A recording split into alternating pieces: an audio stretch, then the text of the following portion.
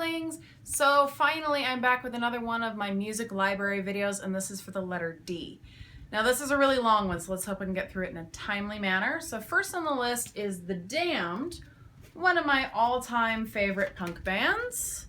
They were founded in London in 1976. They are one of the, I haven't even had the chance to open this one yet. They are one of the founding members of the punk movement. And they've done some really great stuff. This was my introduction to them, was this album. This is not quite as heavy punk stuff as some of their later, or some of their earlier stuff.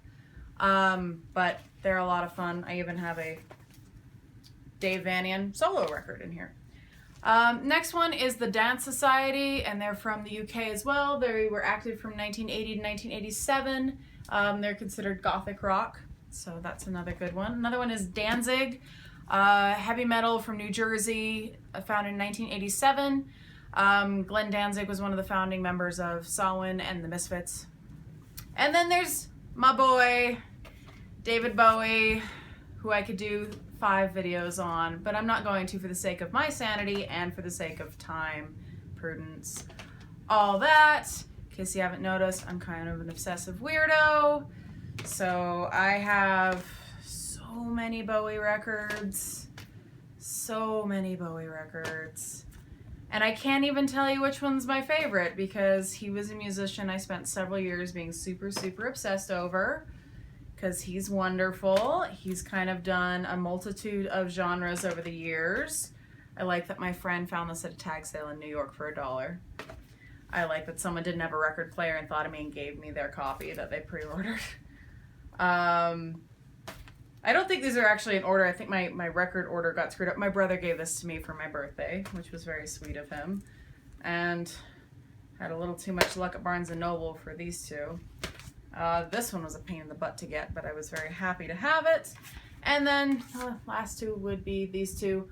The advantage of having Outside, which is one of my favorite Bowie albums, on disc is it has the booklet in the front that tells the story of the album. But David Bowie is a super influential artist that I got into because he is one of the main influences on the majority of the rest of my favorite music. So I figured he was important to include. Next one is David J. You probably, if you are into the Gothic music scene, know him from Love and Rockets and Bauhaus, but he's also done his solo stuff. I've seen him live a couple times. He's a really nice guy. He's kind of weird, which I guess is to be expected, but he's a really nice guy. Another one, Dead and Gone. I don't actually know very much about this band. I got this record in college, and I think I've listened to it once, so I forgot I even have it. Next one, Dawn of Ashes. They're a metal band from LA, founded in 2000. They kind of have a lot of horror influence in their lyrics, and I've only listened to maybe 10 songs, so I don't know that much about them. I have way too much Dead or Alive, actually. I have a lot of these really random. I got a lot of Dead or Alive records for like $10 on eBay. It was like a lot of 8 records or something. And they were very much a pop band. They were founded in Liverpool in the 1980s, and they were kind of known for their very popular sound. And Pete Burns, may he rest in peace, was a very fabulous, strange creature that kind of gave the band its life. But You Spin Me Right Round is a very popular and very well-known song, so can't ignore that.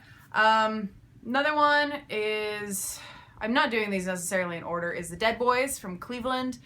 From the mid-70s, they were one of the founding punk bands. They were known for being really rowdy and obnoxious, and I like the Dead Boys okay, but when it comes to Stiv Bators, I really preferred him in Lords of the New Church, which I'll talk about later. Another one is A Dead Forest Index. They are an alternative indie rock band founded in 2008. I saw them because they opened for The Cure a few years ago. Another one, a very political hardcore punk band from San Francisco founded in 1978 is The Dead Kennedys. They're kind of strange, but I get a kick out of them.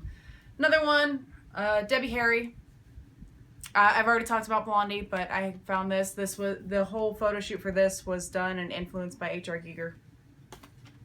Another one is Deadfly Ensemble, which is like a rock indie steampunky-ish weird side project thing founded in the mid-2000s. I can't find a lot of info on that, and I only have like 3 songs. Another one, which I've listened to maybe 2 songs from, is Death from Above 1979, and they're Canadian generic rock from 2001. I know that they're popular, but I don't know that much about them.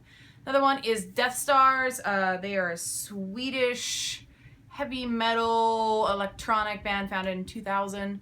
I only know a couple of songs from them as well. Another one, which I've only listened to their first album, and I struggle with it, but I respect it from like a literary point of view, is the Decemberists, and they're founded in Portland, Oregon in 2001.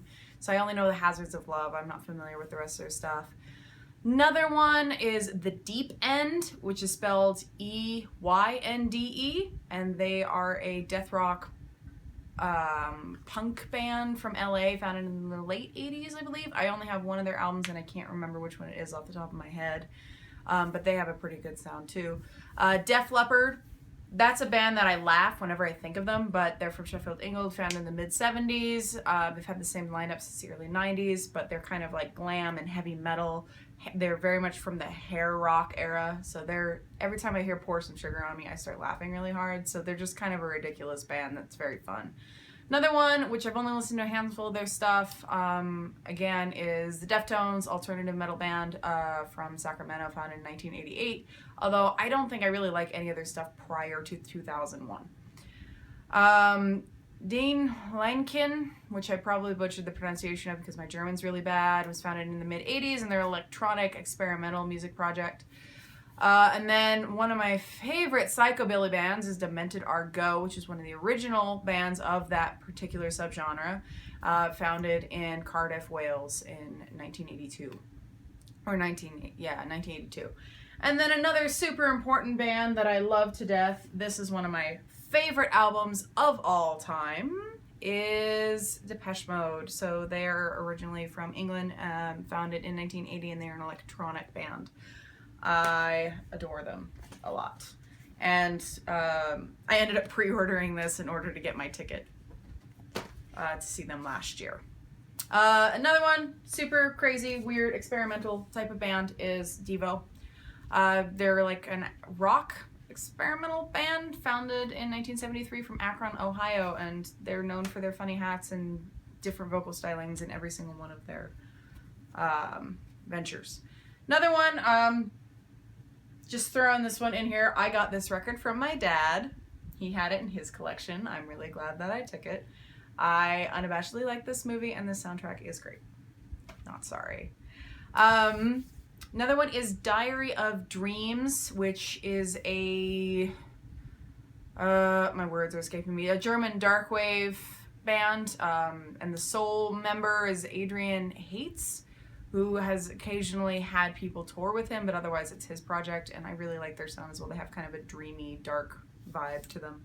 Another one which I saw live, and it's the only reason I'm familiar with them, is Sektor, which is like this like alternative indie industrial experimental electronics something or other band founded in the mid-2000s. Really nice guys. Another one, a local band, which would be DieMonsterDie. So they are horror punk, founded in the mid-90s. I've had friends that have played in this band before, but they're Salt Lake City locals, and they're super cool guys, and they have a really fun, entertaining, crazy show. I'm unsure if they actually perform anymore. They might have sort of kind of retired, but I haven't gotten confirmation on that. Another great one, if you want female-fronted punk, is the Distillers. So this is Sing Sing Death House, but I also really like Coral Fang. Brody Dale is wonderful, and I seriously kind of developed a crush on her because she's so cool. But she's originally from Australia, but they were founded in 1998 in LA. Another great one would be the Divinyls. I really, really like the Divinyls, and they are from Australia. They were active from 1980 to 1986. They ended up having a brief revival from 2006 to 2009, but they officially broke up forever when their lead singer, Christy Afflet, died of breast cancer. At least I think it was breast cancer. It was some kind of cancer. Another one is Dita von Teese. I love Dita. I have loved her for years. I have a lot of interest in burlesque culture, and she ended up putting out an album earlier this year, and it's kind of like French lounge pop or something. It's kind of strange. It's an acquired taste, but I do appreciate it. Another one is The Doors, which is one of the original founders of Gothic rock after a fashion. They were described as being Gothic in nature in an article in the 60s. So if you want to know a history of goth music, they kind of have to be included. Plus, the entire mystique and attitude of Jim Morrison is very fitting for the Gothic subculture. I don't really know that much about this particular album, but since it has pretty much all of the songs I like of theirs, I can't discount it. Another one is Dorothy. They're an LA rock group from 2014. I just have one of their albums, Rock is Dead, I think, and I get a kick out of them. They're fun. Very upbeat, crazy type of music. Then I also have the John Williams score here for Dracula from 1979 with Frank Langella, which is a version of Dracula I recommend a lot to a lot of people. Very misunderstood, but John Williams does great scores anyway, so that was a good find. Another one, which I cannot believe I didn't originally write on my list, is the Dresden Dolls. I absolutely adore the Dresden Dolls. They're a dark cabaret punk band from Boston, I think founded in, I want to say 2003, but they ended up having 3 albums. This is 2 of them, and this is the first one. But Amanda Palmer, or Amanda fucking Palmer, is an amazing musician, and I love her stuff so much. And this band's super influential for me, and I adore all their music, and they don't get enough recognition, apparently. But their song Coin Operated Boy from their self-titled album is probably their best known song, but they're definitely very entertaining. Another one from Boston area, found in the mid-90s, is the Dropkick Murphys. They're a Celtic punk rock band, which is a surprisingly complicated and popular genre, and they put on a really fun show. I saw them with Rancid last year. Another one that I really got a kick out of, they are a new wave, majorly just a pop band, super just pop manufactured band, which is Duran Duran. They founded in Birmingham in 1978. They became super mainstream by the mid-80s, but I found this record for $1 with a Nagel drawing on the front. And I have a few of their records, and they're very fun, very catchy. All these pretty boys that basically they took a bunch of models and turned them into a pop band, because that's of course how you work.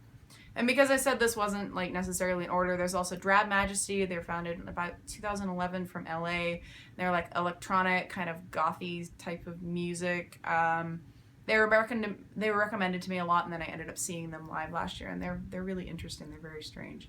Dead Can Dance, which are originally from Melbourne, Australia, founded in 1981. They're darkwave, experimental avant-garde, weird music. I don't know how to describe them, but they are really cool.